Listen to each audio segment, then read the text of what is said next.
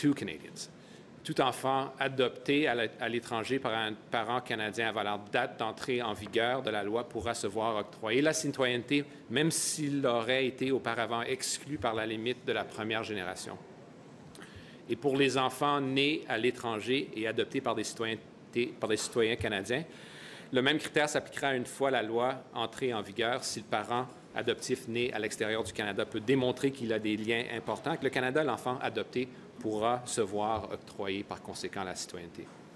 Le projet de loi C-71 redonnera la citoyenneté à ceux qui l'ont perdue et créera un processus clair et cohérent pour l'avenir concernant nos règles en matière de citoyenneté par filiation.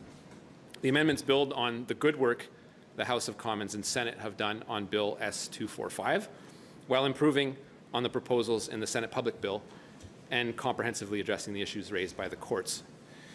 La citoyenneté canadienne fait partie de notre identité. C'est une chose qui nous lie aujourd'hui des valeurs communes qui sont la démocratie, l'égalité et l'inclusion. Avec le projet de la loi d'aujourd'hui, nous cherchons à améliorer la loi sur la citoyenneté. Finally, there's been a lot of talk about conservatives like Pierre Poilievre wanting to take away people's rights. They say there's nothing to fear. Canadians should just trust them. This is an example of conservatives having taken away Canadians' right and something they hold most dear to them in their citizenship. So when conservatives say nothing to fear, Canadians need to take note of what they've actually done in the past. This law fixes. This is not fixes it. This is not Mark Miller talking. This is the courts that have said so clearly. Thank you. Je vous remercie. A little more on that now. Over to my colleague, MP Jenny Kwan.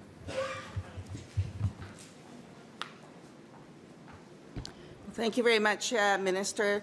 Let me first say thank you, and most particularly, I want to acknowledge the advocates and the family members who's been impacted by this unconstitutional and unjust law that created a second-class citizen, what we now call as lost Canadians.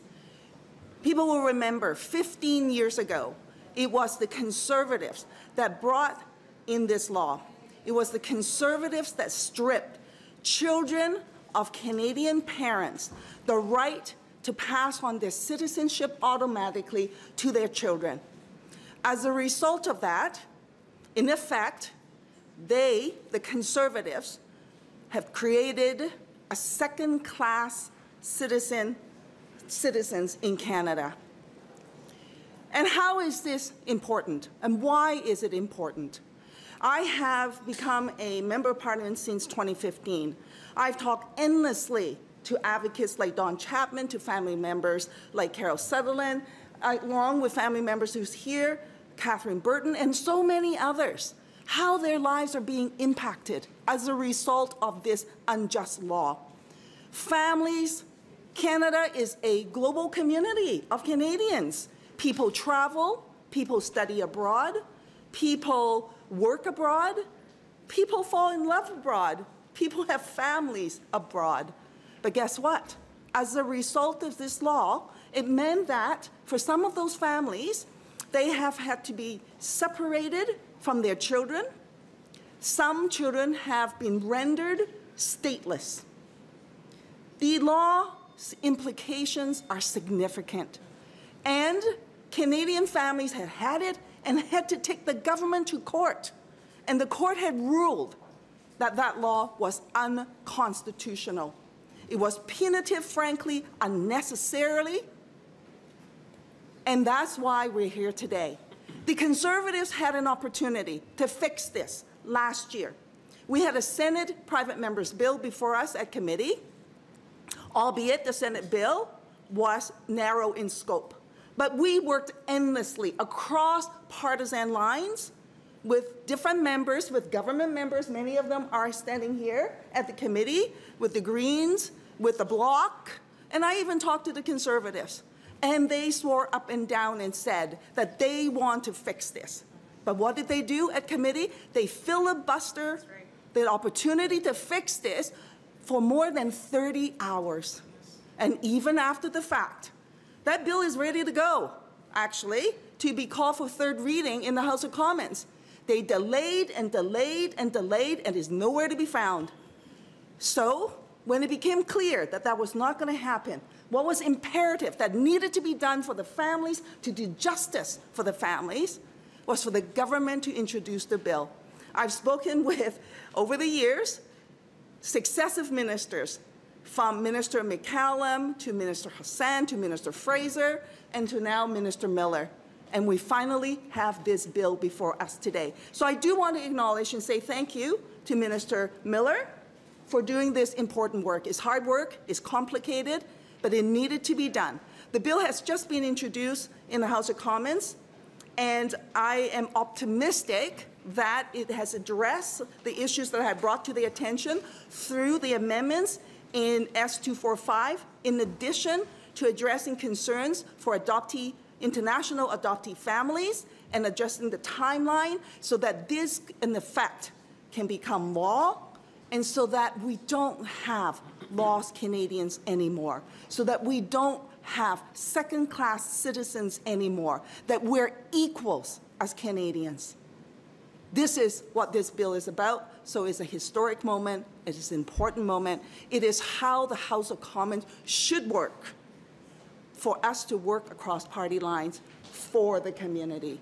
And if the Conservatives say they support the community, if Mr. Poilievre says they support the community, then I would ask them to not obstruct progress of this bill, pass this bill so that it can become law and right the historic wrong that they brought on Canadian families 15 years ago. Thank you.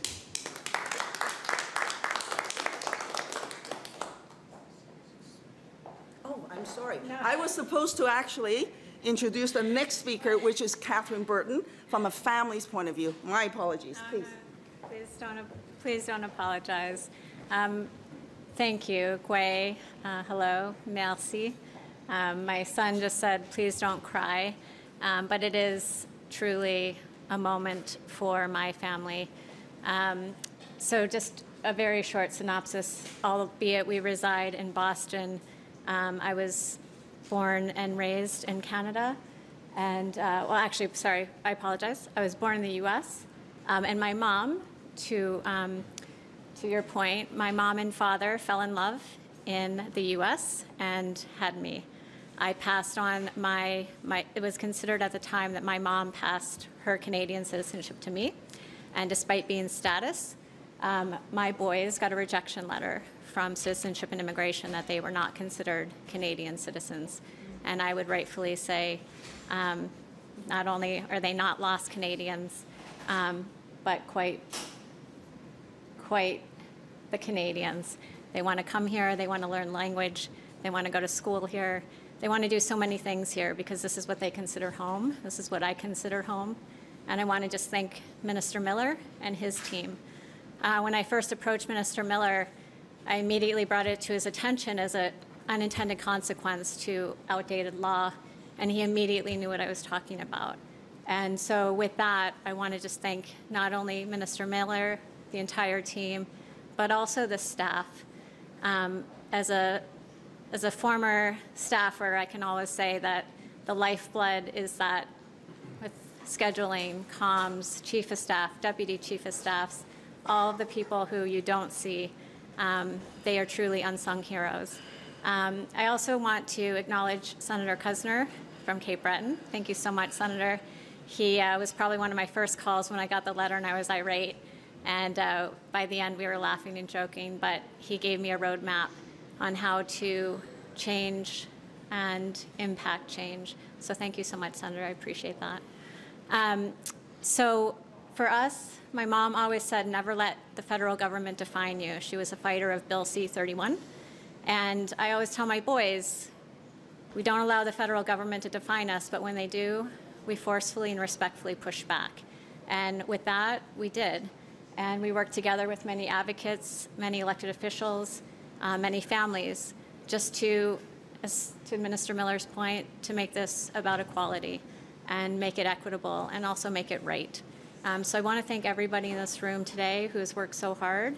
I want to thank everybody, and most importantly, thank my family, my two boys, Graydon, Miles. Can you stand up?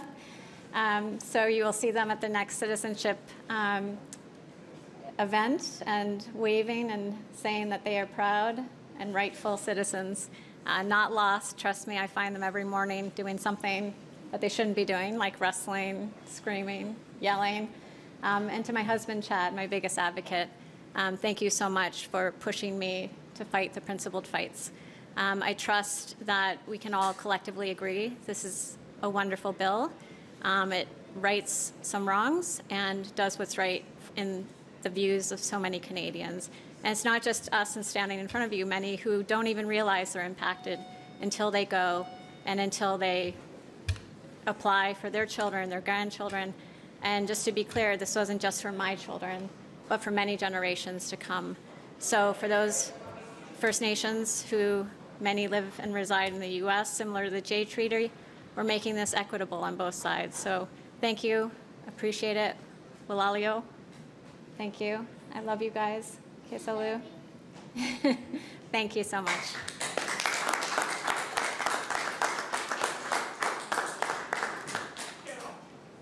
Oh, sorry, I did the same thing.